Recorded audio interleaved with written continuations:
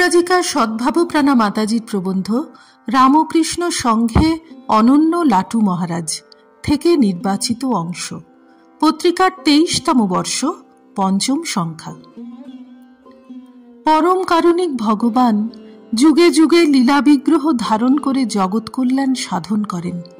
বহুবিধ লীলার মধ্যে সর্বোত্তম এই নরলীলা।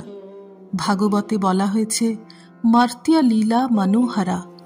বাস্তবিক ভক্ত ভগবানের প্রেমঘন সম্পর্ক নরলীলায় বিচিত্র রূপে প্রকাশিত হয়।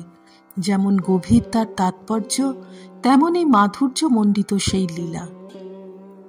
যুগ প্রয়োজনে অবতীর্ণ ভগবান শ্রী রামকৃষ্ণ দেবের সহজ স্বীকারোক্তি যে রাম যে কৃষ্ণ সেই ইদানিং এই দেহে রামকৃষ্ণ, অর্থাৎ অবতার রূপে তিনি যুগে যুগে বারংবার অবতীর্ণ হয়েছেন।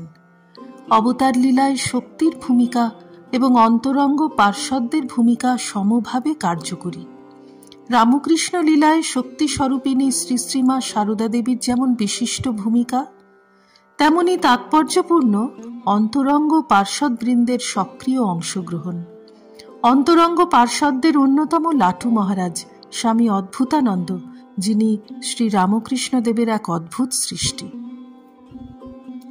দক্ষিণেশ্বরে আগত ভক্তপ্রবর রামচন্দ্র দত্তের গৃহভৃত্যকে ঠাকুর প্রথম দেখাতেই চিনতে পেরেছিলেন যে সে অতি উচ্চ আধার।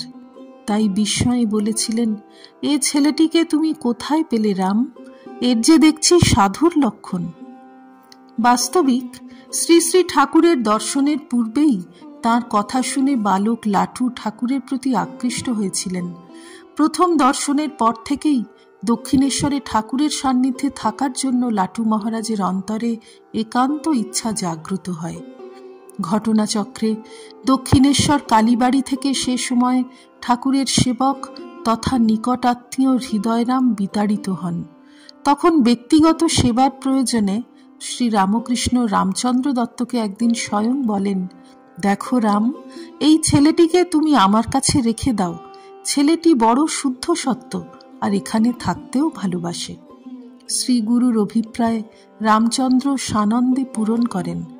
তখন থেকে ঠাকুরের লীলা সংবরণ পর্যন্ত লাটু এই দুর্লভ সৌভাগ্যের অধিকারী হয়েছিলেন। প্রাণপণ নিষ্ঠায় তিনি ঠাকুরের সেবা করতেন। ঠাকুরও তাঁকে পুত্রবৎ স্নেহ করতেন। স্নেহ ভরে লাটু কখনো লেটো কখনো নেটো বলে সম্ভাষণ করতেন। এ এক দিব্য সম্পর্ক। দক্ষিণেশ্বরে সেব্য সেবকের এই মধুর সম্পর্ক বড়ই চিত্তাকর্ষক।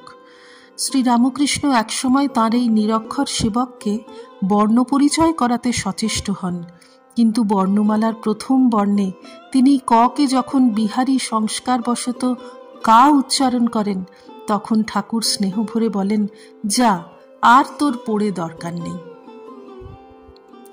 জাগতিক বিদ্যাভ্যাসের সমাপ্তি হলেও ঠাকুর শিষ্যের অন্তর অধ্যাত্ম বিদ্যায় পূর্ণ করে দিয়েছিলেন। পরবর্তীকালে লাটু মহারাজের তপস্যাপুত জীবন তারই পরিচয়বাহী। ঠাকুরের স্নেহচ্ছায়ায় লাটু মহারাজ অধ্যাত্ম মার্গে ক্রমেই অগ্রসর হয়ে দেববাঞ্ছিত ভাবভক্তির অধিকারী হয়েছিলেন। ঠাকুরের সেবায় তিনি যেমন একনিষ্ঠ ছিলেন, তেমনি আন্তরিকতার সঙ্গে ঠাকুরের নির্দেশ অনুসারে সাধন ভজন করতেন। তিনি যেন দাস্যভক্তির অনুপম দৃষ্টান্ত। বীর ভক্ত মহাবীরের মতো তিনি ঠাকুরের সর্ববিধ সেবায় সর্বদা তৎপর থাকতেন। ঠাকুরের লীলা সংবরণের প্রাক্কালে অন্তিম রোগশয্যায় তিনি অক্লান্তভাবে সেবা করেছেন। শ্রী রামকৃষ্ণার্পণমস্তু। নিবোধত আজকের পাঠ আপনার ফোনে রোজ পেতে চাইলে সাবস্ক্রাইব ও বেল আইকন দুটোই ক্লিক করুন। রামকৃষ্ণ ভাবধারা প্রচারের সঙ্গে থাকুন।